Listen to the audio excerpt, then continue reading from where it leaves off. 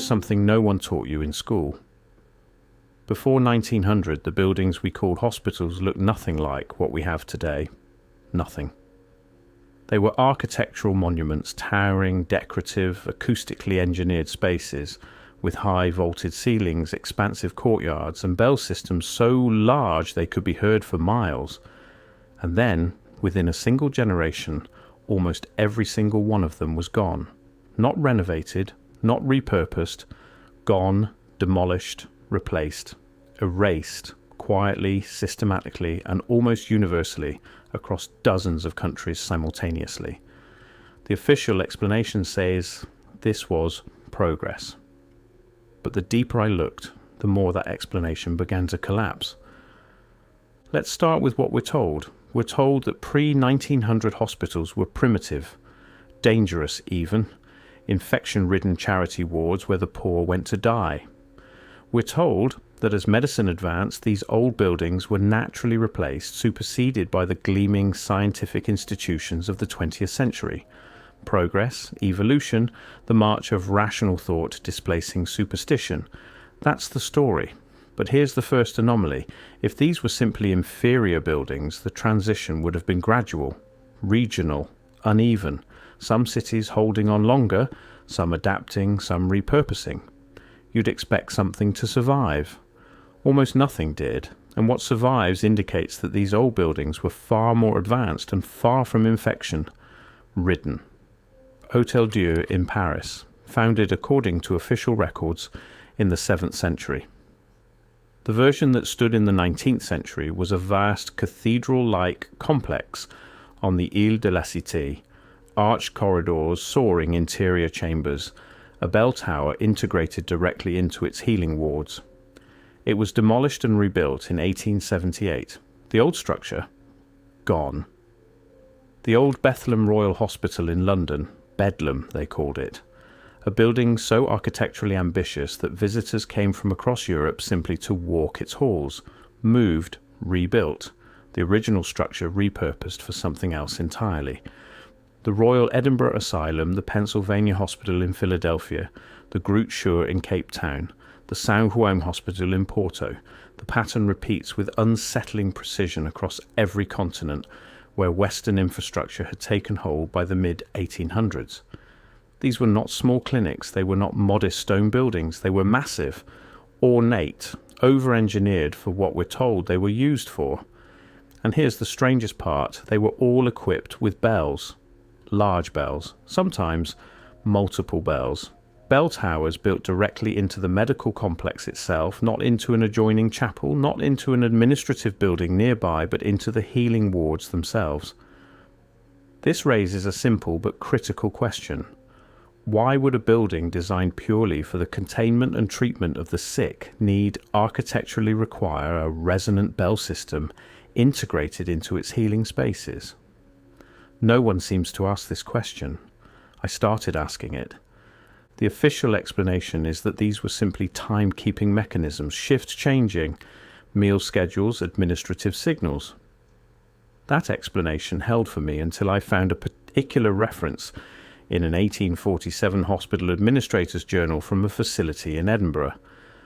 A facility that was demolished in 1902, its records scattered across 3 archives, none of which have been digitized.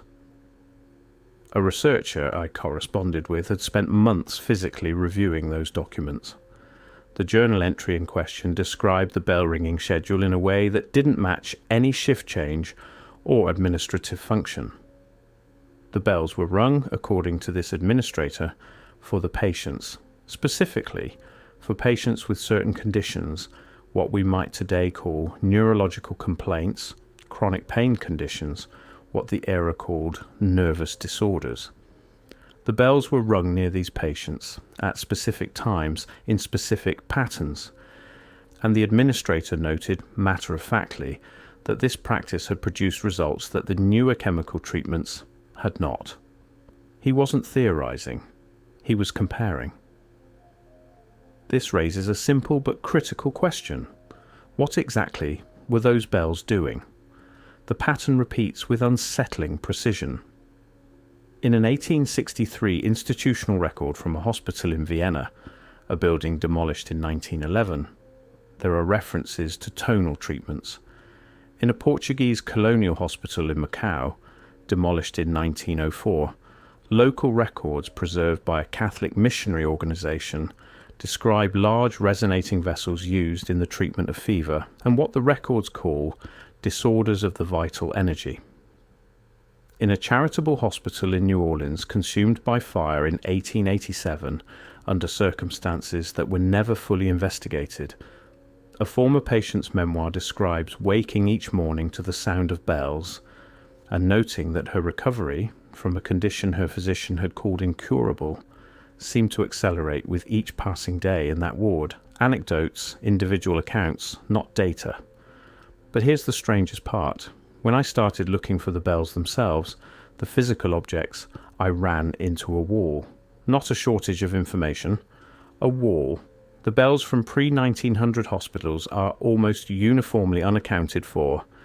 In many cases, the demolition records note the bells were removed and sold. Sold to whom?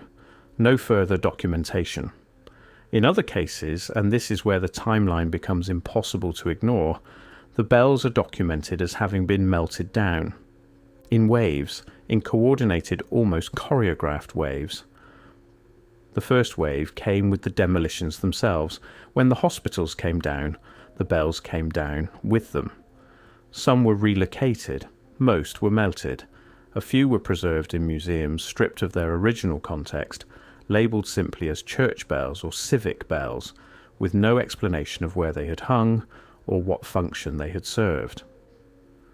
The second wave came during the World Wars, both of them.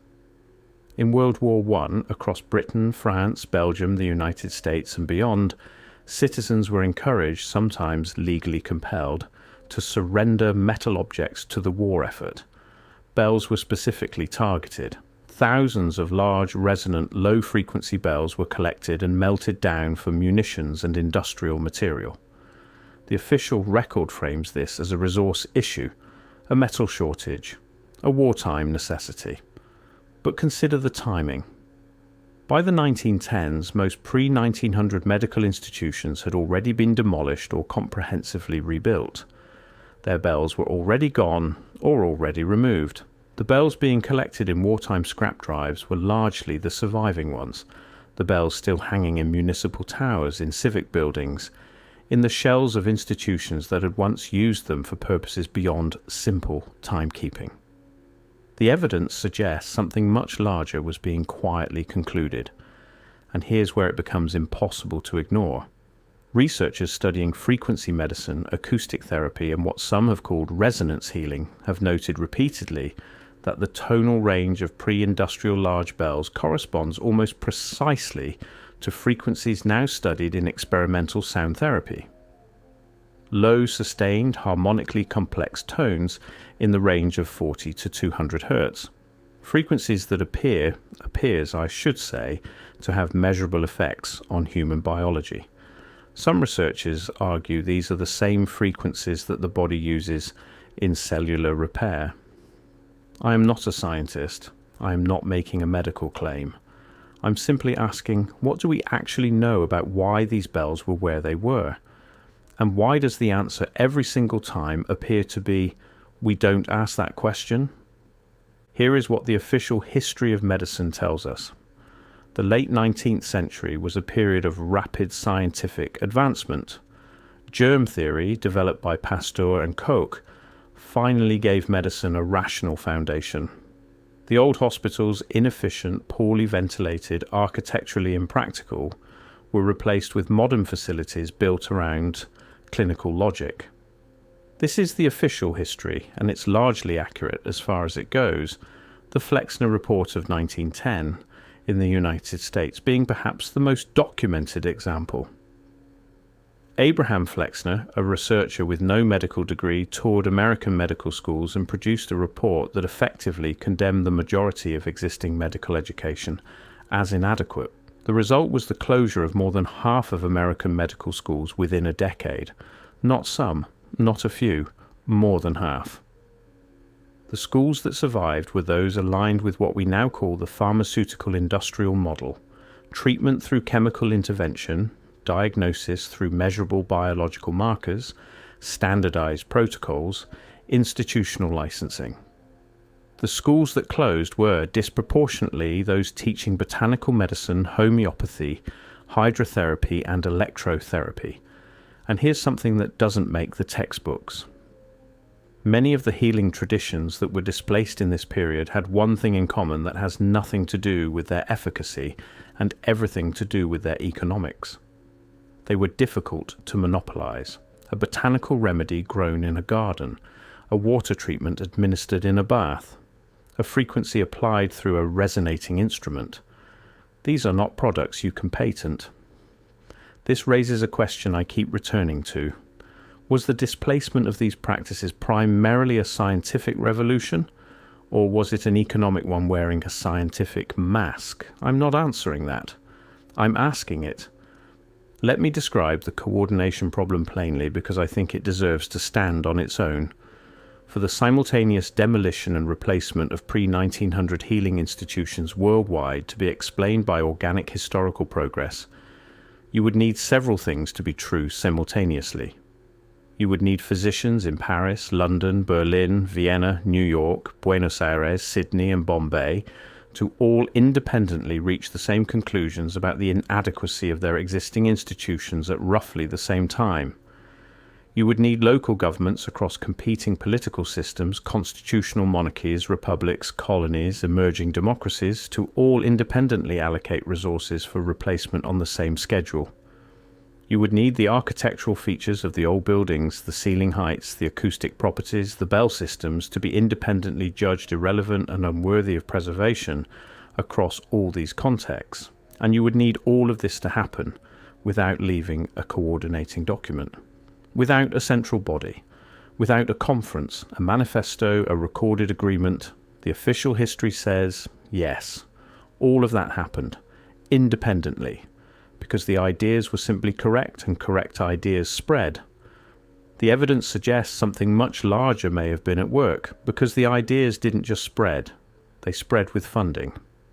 In America, the institutions that funded the new medical schools, and there were specific identifiable foundations, some of which exist to this day, were also funding the publication of the Flexner Report, the lobbying for medical licensing laws, and the early pharmaceutical companies that would supply the newly standardized treatment protocols.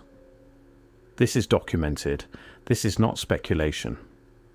What is speculation, and I want to be clear about that, is the question of whether this coordination extended backward to the demolition of the buildings that had preceded the new institutions, whether the removal of the bells was intentional, whether whatever those bells may have represented was understood by someone somewhere to be worth eliminating before the new system could be fully established. I can't prove that, but I can point to the pattern. The pattern repeats with unsettling precision across every continent within the same narrow window of time, targeting the same types of structures, the same types of practitioners, the same types of instruments. That's not an accident.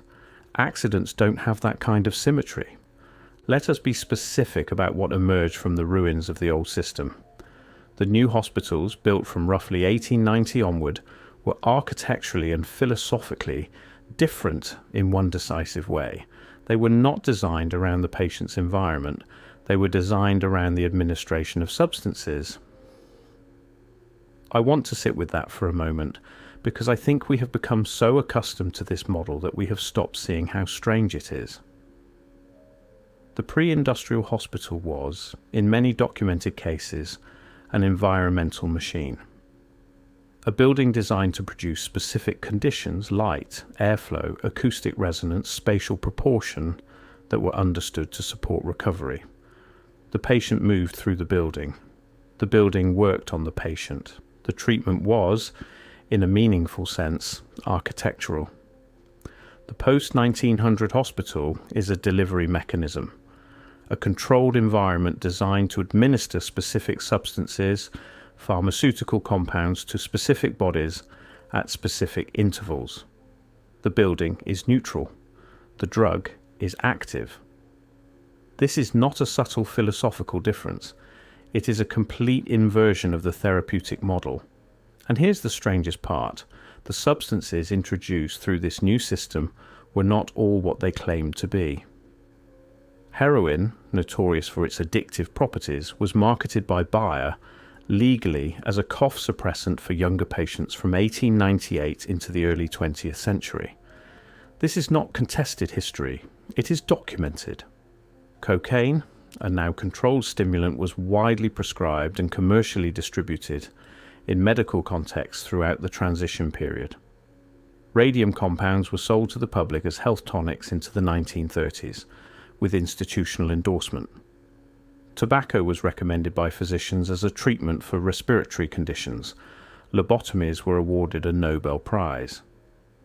The evidence suggests something much larger than individual errors in medical judgment.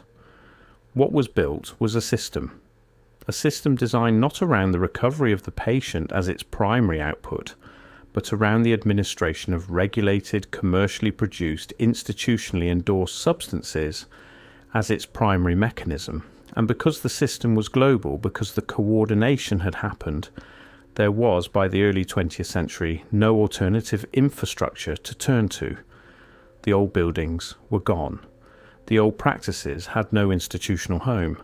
The knowledge was scattered, undocumented, held only by individuals who had no professional standing in the new order. This raises a question I cannot answer but cannot stop asking. Was this the point? And now we arrive at the territory that most researchers avoid, the territory where the evidence becomes harder to verify, where the claims become more contested, where the official response shifts from dismissal to something that feels, in its uniformity, almost like discomfort. Tartaria. I am not going to tell you that Tartaria was a specific civilization with a capital city and a flag. I am not going to make that claim. What I am going to do is ask you to consider a set of observations that have accumulated, not from fringe sources, but from architectural historians, from comparative archaeologists, from researchers working at the edges of what is academically permissible, and to ask yourself whether those observations taken together suggest something that the official history of the 19th century has not fully explained. There are buildings standing today in cities across Europe, North America, and beyond that appear architecturally to be older than their documented construction dates. Buildings with acoustic properties that exceed any practical explanation under the stated use case. Buildings with sub-basement levels that are documented in original blueprints but described in city records as having been filled in during infrastructure upgrades of the early 20th century. Buildings that appear in the earliest available photographs already aged, already worn, in ways inconsistent with their supposedly recent construction. The hospitals of the pre-1900 era fit this pattern. The deeper I went into the architectural records of demolished 19th century medical institutions, the more frequently I encountered what can only be described as a documentation problem. Buildings for which we have operating records, patient intake, staff rosters, supply invoices, but no construction records, no founding documents, no architectural plans, buildings that simply appear in city records fully operational without a documented moment of having been built.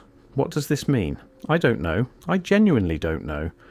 But I know that the buildings that were torn down in the 1880 to 1910 window were, in many cases, not merely old.